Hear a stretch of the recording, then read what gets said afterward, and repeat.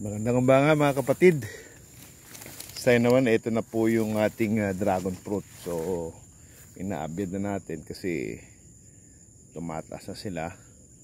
So, yesterday, naglagay na tayo ng trellis. And kukontinue natin today para sa portion na to. Ayan, at the same time, tumataas na sila. Ayan na. Hopefully, this year, mapabunga natin. So we continue to trim yung mga sanga na unwanted sa baba. So pinatatas lang natin sila. So all in all, parang meron ako dito mga around 230 na hill ng dragon fruit. So ayan, lintig natin this morning. Lalagyan natin ng kaunting pataba. Medyo na-distract kasi siya nung nalagyan ng petsa kaya medyo bumagal yung paghalaki. So ayan, ito yung mga ginawa natin kahapon.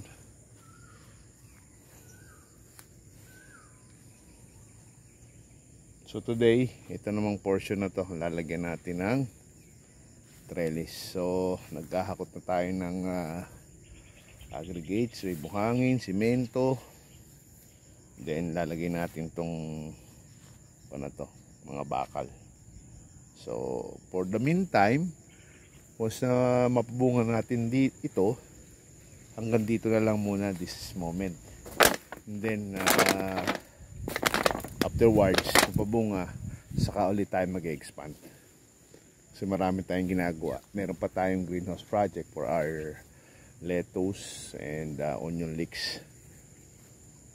So, nakakatuwa naman. At least, nakita natin yung progress. Ayan na siya.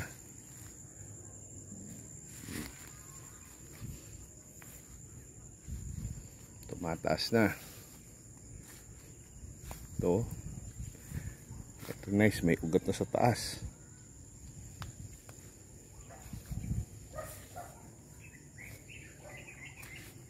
Lumiliban na siya. So hopefully end of March, so almost nakakuha na sila, nagbaligtara na, bumababa na sa kabila. Napabayaan kaya bumagal, but at least right now focus ulit tayo rito kasi sayang na yung ating time tsaka investment. So ito, babawasan natin ng sanga, marami yan. So ito, dalawa, so bali apat yung lilibanin natin sa kabila. Ayan, magtatali tayo. So that's all for today. And pag may malaki na, saka ulit natin i-feature sa ating channel. Please like and subscribe. Thank you po.